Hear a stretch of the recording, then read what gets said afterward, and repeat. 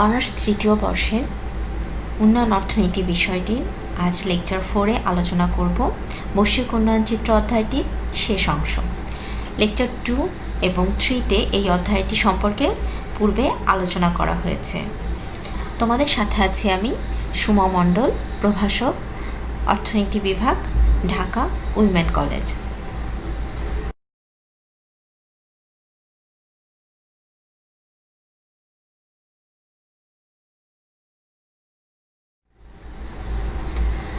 আমরা আজ এই অধ্যায়ের আলোচনা করব দারিদ্র্য বিমোচনের উপায়সমূহ, মানব সম্পদ উন্নয়ন, মানব সম্পদ উন্নয়নের কৌশলসমূহ, মানব সম্পদ উন্নয়নের প্রয়োজনীয়তা, প্রবৃদ্ধির ইঞ্জিন, অর্থনৈতিক উন্নয়নে বৈদেশিক বাণিজ্যের গুরুত্ব, সহস্রাব্দ উন্নয়ন লক্ষ্য অর্থাৎ এমডিজি, অর্থনৈতিক উন্নয়নে শিল্পায়নের গুরুত্ব ইত্যাদি সম্পর্কে। প্রথমেই আছে দেখো দারিদ্র্য বিমোচনের উপায়সমূহ। দারিদ্র্য বিমোচনের জন্য কিছু উপায় বা কৌশল রয়েছে। সেগুলো হচ্ছে মানব সম্পদ উন্নয়ন, অবকাঠামো, গ্রামীণ অবকাঠামো নির্মাণ, পল্লী উন্নয়ন, রাজনৈতিক স্থিতিশীলতা, সুশাসন প্রতিষ্ঠা, বেসরকারি বিনিয়োগ, শিক্ষার উন্নয়ন, শিল্প অথবা কৃষির উন্নয়ন, সুষ্ঠু নীতিমালা, দারিদ্র্যের দুষ্টচক্র ভাঙা, জনশক্তি রপ্তানি ইত্যাদি। আমরা এই কাজগুলো করার মাধ্যমে কিংবা এই উপায়গুলোর মাধ্যমে একটি দেশের দারিদ্র্য বিমোচন করতে পারি। কিভাবে দেখো,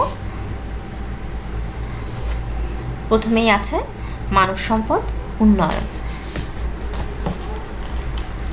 মানব সম্পদ উন্নয়ন কিন্তু সকল উন্নয়নের মূল মন্ত্র। এজন্য কি করতে হবে? শিক্ষা, প্রশিক্ষণ, কাজ ও উপার্জনের মধ্যে সমন্বয় সাধন করে মানব সম্পদ উন্নয়ন করে দারিদ্র্য বিমোচনের জন্য চেষ্টা করতে হবে।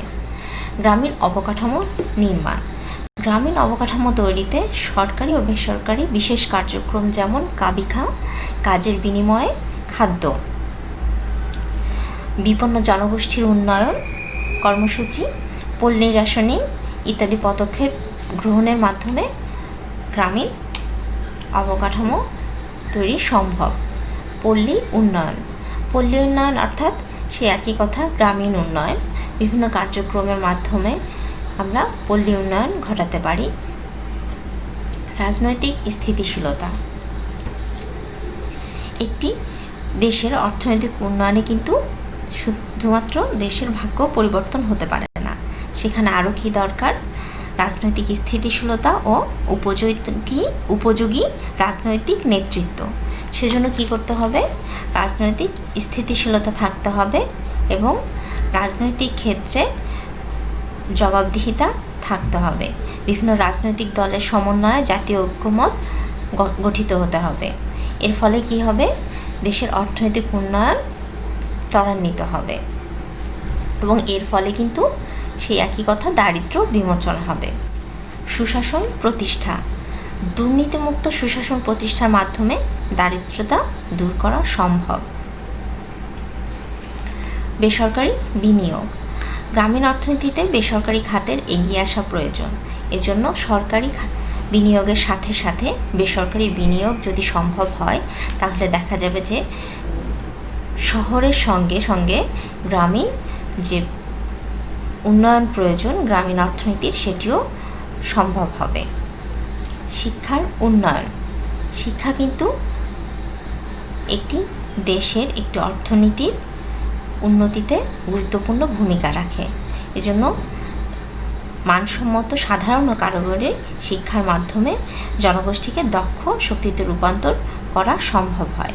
তাই আমরা বলতে পারি কি, যে দারিদ্র্য বিমোচনে শিক্ষার উন্নয়ন একান্ত আবশ্যক। শিল্প ও কৃষির উন্নয়ন। শিল্প কিংবা কৃষি খাতের উন্নয়ন ছাড়া কিন্তু দারিদ্র্য বিমোচন করা সম্ভব নয়। উন্নত উৎপাদন কৌশল, দক্ষ জনশক্তি ও বিনিয়োগ বান্ধব পরিবেশ তৈরি করে অনগ্রসর শিল্প কৃষি খাতের বিকাশ ঘটানো সম্ভব এবং এর ফলে জনগণের আয় বাড়ানো সম্ভব। সাথে সাথে কি হবে? তাদের আয় বৃদ্ধির ফলে বিনিয়োগও বৃদ্ধি হবে সঞ্চয় বৃদ্ধি হবে এবং দারিদ্রতা বিমোচন ঘটবে। সুষ্ঠু নীতিমালা। দারিদ্রতা বিমোচনের জন্য কিন্তু একটি পরিকল্পিত দীর্ঘস্থায়ী প্রক্রিয়া দরকার। এই প্রক্রিয়ার জন্য কি করতে হবে? সুষ্ঠু নীতিমালা এবং সার্বিক উন্নয়ন কৌশল প্রয়োজন, যার ফলে একটি সঠিক পন্থা অবলম্বন করে একটি দেশ বা অর্থনীতির দারিদ্র্য বিমোচন সম্ভব হয়। দারিদ্র্যের দুষ্টচক্র ভাঙা। দারিদ্র্যের দুষ্টচক্রের কারণে কি হয়? দারিদ্র্যের দুষ্টচক্রের কারণে একটি দরিদ্র দেশ দরিদ্রই থেকে যায় এবং একটি চক্রের মাধ্যমে সেই দারিদ্রতা ঘুরতে থাকে। সেই চক্র থেকে দেশটি বা অর্থনীতি মুক্তি লাভ করতে পারে না। এজন্য দারিদ্রতা দুষ্টচক্র ভাঙতে হবে।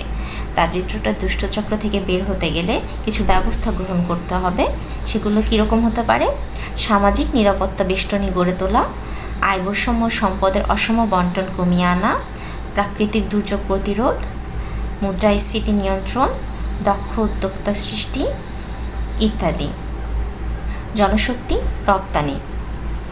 দেখো, অশিক্ষিত অদক্ষ যে বেকার শ্রমিক রয়েছে তাদের যদি বিদেশে জনশক্তি হিসেবে রপ্তানি করা হয় তাহলে কি হবে?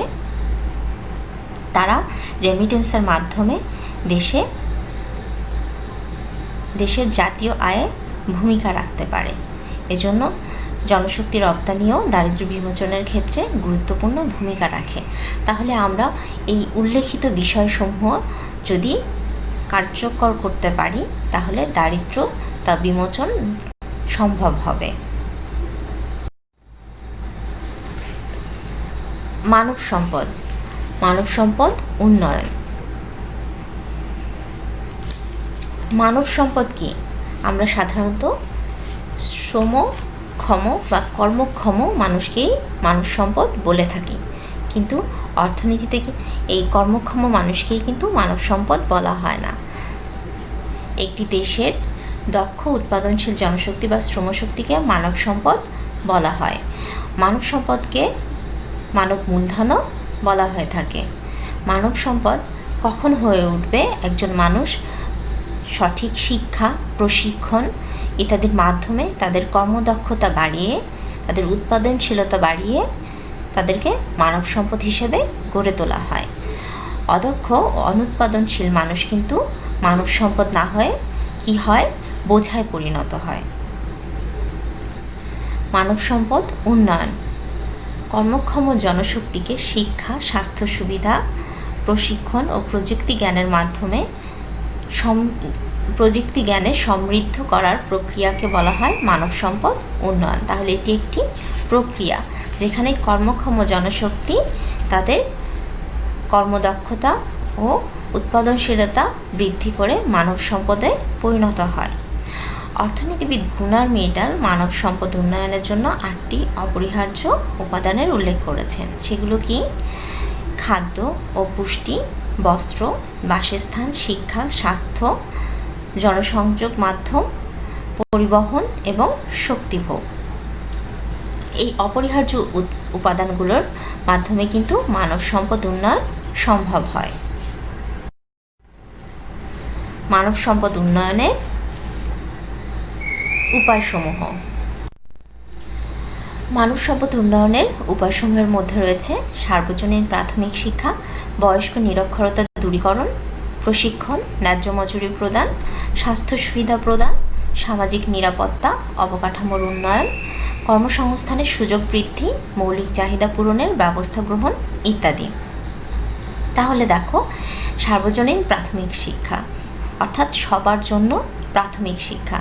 অনূর্ধ্ব 10 বছর বয়স্ক ছেলে মেয়েদের জন্য এই শিক্ষার ব্যবস্থা করতে হবে। এর ফলে কি হবে? তারা শিক্ষিত হয়ে উঠবে এবং একজন মহিলা শিক্ষিত হয়ে উঠলে গোটা পরিবারকে শিক্ষিত করে তোলা সম্ভব। এর জন্য কি করতে হবে? আমাদের বিভিন্ন ধরনের সরকারি এবং বেসরকারি পদক্ষেপ গ্রহণ করতে হবে। বয়স্ক নিরক্ষরতা দূরীকরণ। আমাদের দেশের মতো বিভিন্ন দেশে কিন্তু বয়স্ক শিক্ষিতের হার অনেক কম। এজন্য দেশে বয়স্ক পুরুষদের চেয়ে বয়স্ক মহিলাদের নিরক্ষরতার হার বেশি। এদের এই হার কমিয়ে আনার জন্য বয়স্ক নিরক্ষরতা দূরীকরণ কার্যক্রম গ্রহণ করতে হবে। প্রশিক্ষণ, বিভিন্ন প্রশিক্ষণের মাধ্যমে, কারিগরি কিংবা অন্যান্য প্রশিক্ষণের মাধ্যমে মানব সম্পদকে উন্নত করা সম্ভব, তাদেরকে আরও দক্ষ এবং উৎপাদনশীল হিসেবে গড়ে তোলা সম্ভব। ন্যায্য মজুরি প্রদান,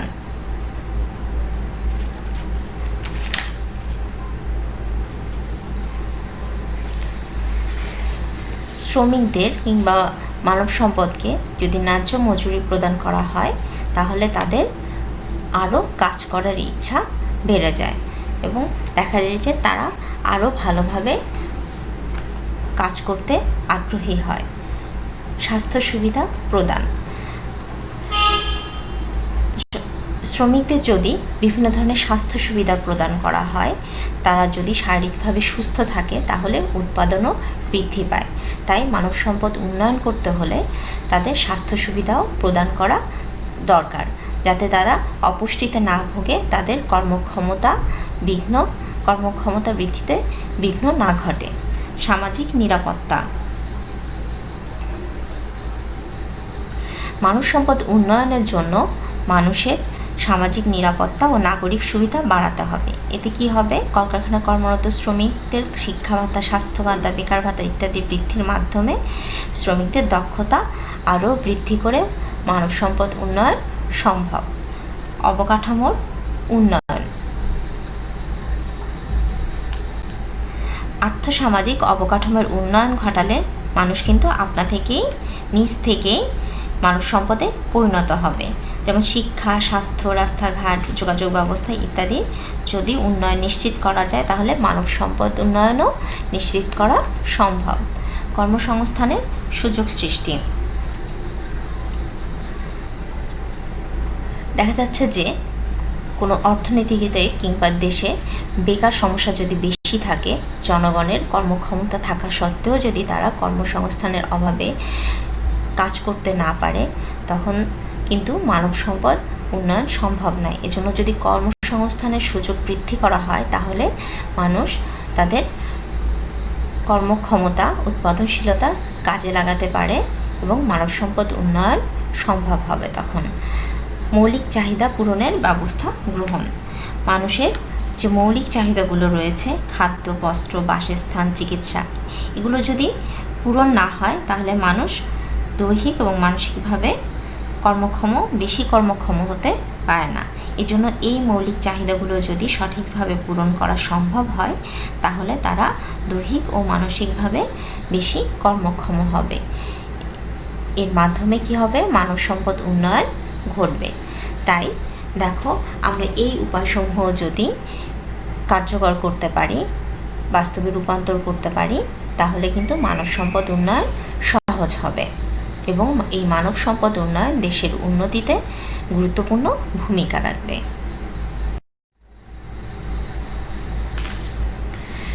মানব সম্পদ উন্নয়নের প্রয়োজনীয়তা, উন্নয়নশীল, অনুন্নত অথবা স্বল্পোন্নত দেশের জন্য অর্থনৈতিক উন্নয়নে মানব সম্পদ গঠনের গুরুত্বপূর্ণ ভূমিকা রয়েছে। দেখো, নিচে মানব সম্পদ উন্নয়নের প্রয়োজনীয়তা আলোচনা করা হয়েছে কয়েকটি পয়েন্টের মাধ্যমে। যেমন জনসংখ্যাকে কি করতে হবে? সম্পদে রূপান্তর করতে হবে। সম্পদে রূপান্তর করার মাধ্যমে যখন আমরা জনসংখ্যাকে সম্পদে রূপান্তর করব তখন তারা দেশের অর্থনৈতিক উন্নয়নে, জাতীয় আয়ে গুরুত্বপূর্ণ এবং বেশি করে ভূমিকা রাখবে। দক্ষ শ্রমিক ও কারিগর তৈরি, মানব সম্পদ উন্নয়ন কিন্তু একজন শ্রমিককে আরও দক্ষ এবং আরও উৎপাদনশীল করে গড়ে তোলে। জীবনযাত্রার মান উন্নয়ন, মানব সম্পদ উন্নয়নের ফলে যখন একজন শ্রমিক আরও দক্ষ হয়ে ওঠে, উৎপাদনশীলতায় বেড়ে যায়, তখন তারা আরও বেশি উৎপাদন করতে পারে। এর ফলে কি হয়? তাদের যে আয় হয় কিংবা দেশের উৎপাদন সবই বৃদ্ধি পায়, ফলে জীবনযাত্রার মানও কিন্তু উন্নত হয়। জনশক্তি রপ্তানি বৃদ্ধি, যখন মানুষ মানব সম্পদে পরিণত হবে তখন কিন্তু বিদেশে জনশক্তি রপ্তানির যে চাহিদা সেটিও বৃদ্ধি পাবে। ফলে জনশক্তি রপ্তানিও বৃদ্ধি পাবে। সঞ্চয় মূলধন গঠন ও বিনিয়োগ বৃদ্ধি। মানব সম্পদ উন্নয়নের মাধ্যমে জনগণের আয় বাড়িয়ে সঞ্চয় বাড়ানো যায়। এর ফলে মূলধন গঠনও বাড়ে, এবং মূলধন গঠন যখন বাড়ে তখন কিন্তু বিনিয়োগও বৃদ্ধি হয়। এর ফলে কি হয়? দেশের জাতীয় উৎপাদন বা জাতীয় আয়ও বৃদ্ধি পায়। অবকাঠামোর উন্নয়ন।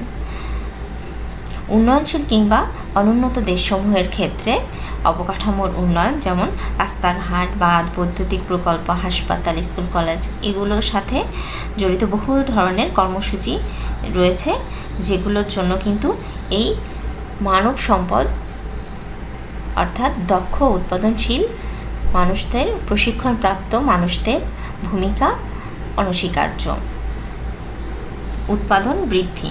মানব সম্পদ উন্নয়নের মাধ্যমে দক্ষ শ্রমিক ও উদ্যোক্তা শ্রেণী তৈরি করা সম্ভব।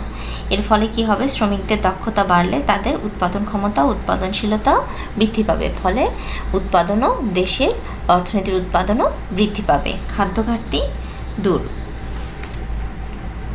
কৃষকদের উন্নত প্রশিক্ষণ দিয়ে কৃষির সাথে জড়িত সকলকে উন্নত প্রযুক্তি এবং উন্নত বীজ ব্যবহার সম্পর্কে সচেতন করে কিন্তু বেশি উৎপাদন করা, কৃষি দ্রব্য উৎপাদন করা সম্ভব, এবং এর ফলে খাদ্য ঘাটতিও দূর হবে। দেখো এখানে আছে দারিদ্র্যের দুষ্টচক্র ভাঙা। মানব সম্পদ উন্নয়নের মাধ্যমে কিন্তু দারিদ্র্যের দুষ্টচক্র ভাঙা সম্ভব, কেননা শিক্ষিত, দক্ষ, কারিগরি জ্ঞানসম্পন্ন জনগণই পারে দারিদ্র্যের দুষ্টচক্র ভেঙে অর্থনৈতিক উন্নয়নের চাকা সচল করতে। তাই মানব সম্পদ উন্নয়নের ফলে যে দক্ষ, কারিগরি জ্ঞানসম্পন্ন, উৎপাদনশীল জনগণ তৈরি হয়, তারাই কিন্তু দারিদ্র্যের দুষ্টচক্র ভেঙে দেশের অর্থনীতিকে আরও শক্তিশালী করতে পারে এবং উন্নত করতে পারে। তাহলে দেখো আমরা এই আলোচনা শেষে কি বলতে পারি? যে মানব সম্পদ উন্নয়ন একান্ত প্রয়োজন কোনো দেশের সার্বিক উন্নয়নে, কেননা কোনো দেশের সার্বিক উন্নয়নে সেই দেশের জনসাধারণ গুরুত্বপূর্ণ ভূমিকা পালন করে। এখন সেই জনগণ যদি হয় দক্ষ, উৎপাদনশীল, তাহলে সেই দেশের উন্নয়ন আরও সহজ হবে। প্রবৃদ্ধির ইঞ্জিন অর্থাৎ দেখো এখানে সাধারণত তৃতীয় বিশ্ব যে দেশগুলো রয়েছে, সেই দেশগুলো যে অর্থনৈতিক প্রবৃদ্ধি যে ইঞ্জিন, সেই ইঞ্জিন বলা হয় বৈদেশিক বাণিজ্যকে। এখন তৃতীয় বিশ্ব বলতে আমরা কি বুঝি? অনুন্নত, স্বল্পোন্নত ও উন্নয়নশীল দেশসমূহকে। তাহলে আমরা তৃতীয় বিশ্বের প্রবৃদ্ধির ইঞ্জিন বলছি কাকে? বৈদেশিক বাণিজ্যকে। এখন দেখো বৈদেশিক বাণিজ্য কি? আন্তর্জাতিক শ্রম বিভাগ ও বিশেষীকরণের মাধ্যমে দুই বা ততোধিক সার্বভৌম রাষ্ট্রের মধ্যে সংঘটিত বাণিজ্যই হচ্ছে বৈদেশিক বাণিজ্য। এখন দেখো ক্লাসিক্যাল ও নিও ক্লাসিক্যাল অর্থনীতিবিদগণ তৃতীয় বিশ্বের দেশসমূহের জন্য বৈদেশিক ও আন্তর্জাতিক বাণিজ্যকে বলেছে প্রবৃদ্ধির ইঞ্জিন বা ইঞ্জিন অফ গ্রোথ। এখন স্বল্পোন্নত দেশের অর্থনৈতিক উন্নয়নের জন্য প্রচুর পরিমাণে বৈদেশিক মুদ্রার প্রয়োজন। একটি দেশ কিভাবে বৈদেশিক মুদ্রা অর্জন করতে পারে কিংবা সংগ্রহ করতে পারে, তার দুটি উপায় রয়েছে। একটি হচ্ছে বৈদেশিক ঋণ ও আরেকটি হচ্ছে বৈদেশিক ঋণ ও সাহায্য, অন্যটি হচ্ছে বৈদেশিক বাণিজ্য। এই দুটি উপায়ে একটি দেশ কি করতে পারে? বৈদেশিক মুদ্রা সংগ্রহ করতে পারে। এজন্য বিভিন্ন অর্থনীতিবিদ বৈদেশিক বাণিজ্যের উপরে অধিক গুরুত্ব আরোপ করেছে বা অধিক নির্ভরশীল হতে বলেছে, যাতে স্বল্পোন্নত বা তৃতীয় বিশ্বের যে দেশগুলো রয়েছে তারা উন্নত হতে পারে। আর এ কারণেই কিন্তু এসব দেশসমূহের ক্ষেত্রে বৈদেশিক বাণিজ্যকেই বলা হচ্ছে প্রবৃদ্ধির ইঞ্জিন। অর্থনৈতিক উন্নয়নে বৈদেশিক বাণিজ্যের গুরুত্ব। দেখো, অর্থনৈতিক উন্নয়নে বৈদেশিক বাণিজ্যের গুরুত্বের ক্ষেত্রে কিছু পয়েন্ট রয়েছে। সম্পদের কাম্য ব্যবহার, উৎপাদন খরচ কম, উদ্বৃত্ত পণ্য রপ্তানি, উৎপাদন সর্বোচ্চকরণ, অনুৎপাদিত দ্রব্য ভোগের সুবিধা, মূলধনী দ্রব্য আমদানি, শিল্প উন্নয়ন, খাদ্য ঘাটতি পূরণ, আন্তর্জাতিক সম্প্রীতি, দ্রব্যের দাম হ্রাস ইত্যাদি। এখন আমরা দেখি বিশদভাবে আলোচনা করে যে অর্থনৈতিক উন্নয়নে বৈদেশিক বাণিজ্যের কী কী গুরুত্ব রয়েছে। সম্পদের কাম্য ব্যবহার। আন্তর্জাতিক বাণিজ্যের কারণে প্রত্যেক দেশ তাদের তুলনামূলক ব্যয় সুবিধা নীতির ভিত্তিতে কি করে, দ্রব্য উৎপাদন করে। এর ফলে কি হয়, সে দেশের যে সম্পদ রয়েছে সেই সম্পদের কাম্য ব্যবহার সম্ভব হয় উৎপাদনের মাধ্যমে। উৎপাদন খরচ কম। আন্তর্জাতিক বাণিজ্যের ফলে যে দেশ যেই দ্রব্য উৎপাদনের তুলনামূলক বেশি সুবিধা পায় সেই দেশ সেই দ্রব্য উৎপাদন করে। ফলে কি হয়, দ্রব্যের উৎপাদন খরচ কম হয়। উদ্বৃত্ত পণ্য রপ্তানি। দেশের জনগণের ভোগের পরে যে উদ্বৃত্ত পণ্য থেকে যায় সেই পণ্যগুলো কি হয়, আন্তর্জাতিক বাণিজ্যের মাধ্যমে বিদেশে রপ্তানি হয়। ফলে সেই উদ্বৃত্ত পণ্য থেকে কিন্তু বৈদেশিক বাণিজ্যের মাধ্যমে রপ্তানি আয় হচ্ছে, যা দেশের উন্নয়নে ভূমিকা রাখছে। উৎপাদন সর্বোচ্চকরণ। বৈদেশিক বাণিজ্যের ফলে উৎপাদনের পরিমাণ বৃদ্ধি পায়। এর ফলে কি হয়, উৎপাদন কিন্তু সর্বোচ্চ হয়। অনুৎপাদিত দ্রব্যভোগের সুবিধা। আন্তর্জাতিক বাণিজ্যের ফলে কোনো দেশ কোনো বিশেষ দ্রব্যের যদি উৎপাদন করতে নাও পারে, তখন কিন্তু তারা বৈদেশিক বাণিজ্যের মাধ্যমে অন্য দেশ থেকে সেই দ্রব্য আমদানি করে সেই অনুৎপাদিত দ্রব্য ভোগের সুবিধা গ্রহণ করতে পারে। মূলধনী দ্রব্য আমদানি।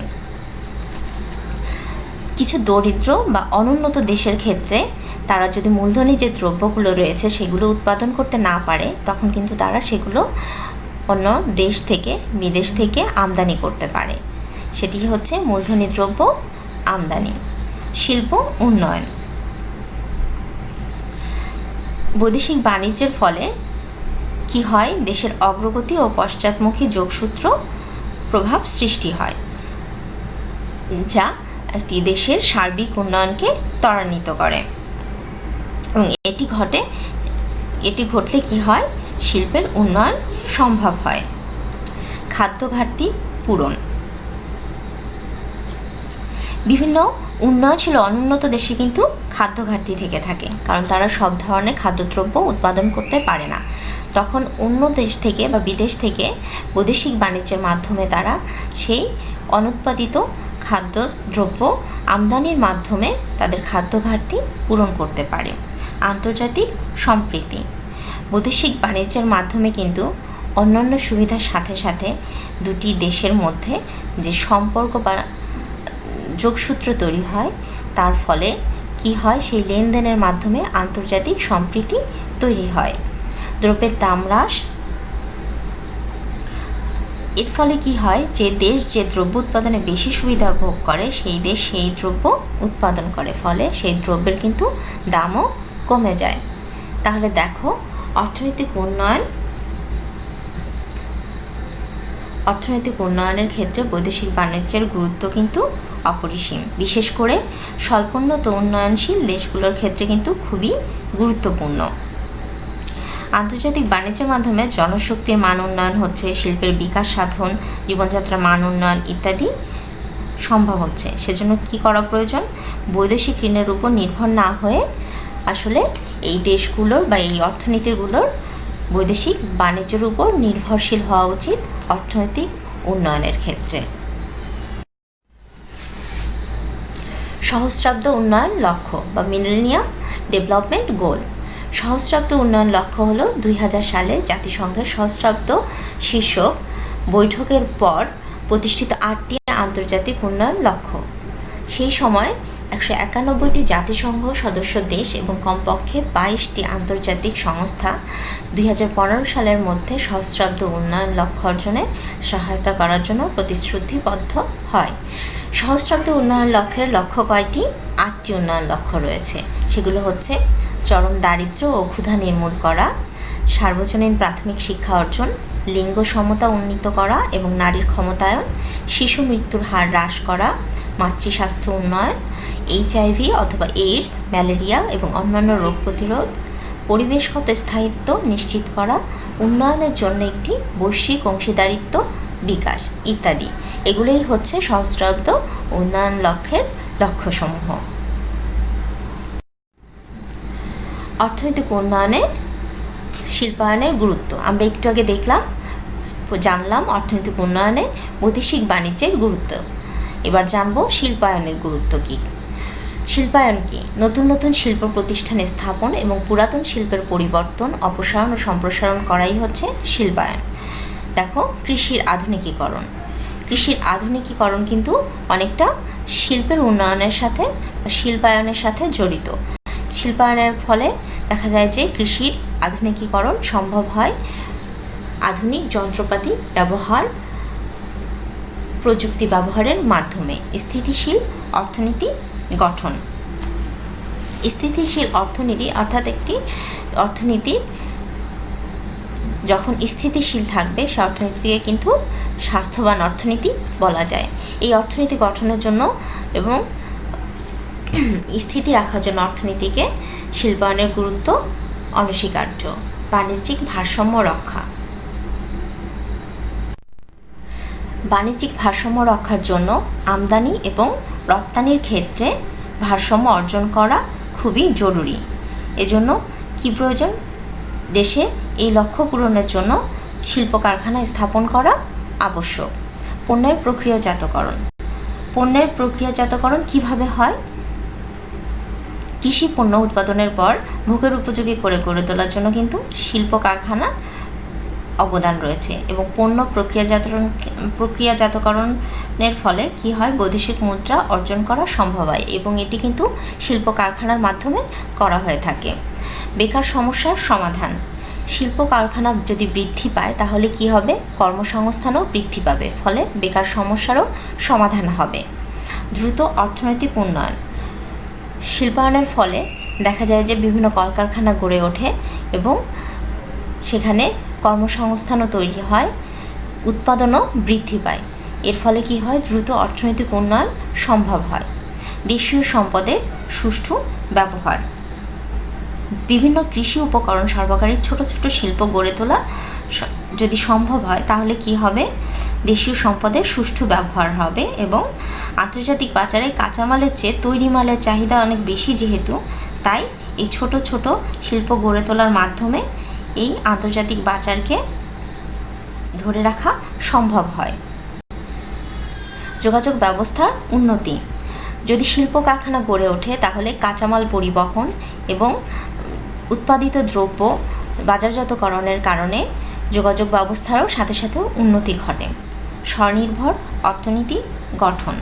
দেশের অভ্যন্তরীণ চাহিদা পূরণ করে অনেক ছোটোখাটো শিল্প পণ্য বিদেশ থেকে আমদানি করতে হয়। এতে কি হয়? দেশের অর্জিত বৈদেশিক মুদ্রার অধিকাংশ ভাগ খরচ হয়ে যায়। কিন্তু যদি স্বনির্ভর অর্থনীতি গঠন করা সম্ভব হয় তাহলে সেটি দেখা যাবে যে বিদেশ থেকে আমদানি করতে এত খরচ হবে না। তাই শিল্পায়নের ফলে কিন্তু নিজেদের অর্থনীতি স্বনির্ভর হয়ে গড়ে তোলা সম্ভব। তাহলে দেখো, আমরা কিন্তু দেখতে পাচ্ছি যে বৈদেশিক বাণিজ্যের মতোই শিল্পায়নের গুরুত্ব অর্থনৈতিক উন্নয়নে ব্যাপক। দেখো, আজ আমরা আমাদের এই অধ্যায়টি বৈশ্বিক উন্নয়ন চিত্র লেকচার 4 মাধ্যমে শেষ করলাম। এখানে কিছু সম্ভাব্য প্রশ্নাবলী দেওয়া রয়েছে। তোমরা এই প্রশ্নাবলী সম্পর্কে ভালোভাবে জানবে, পড়বে এবং প্রশ্নগুলো সমাধান করবে। আশা করি তোমরা উপকৃত হবে।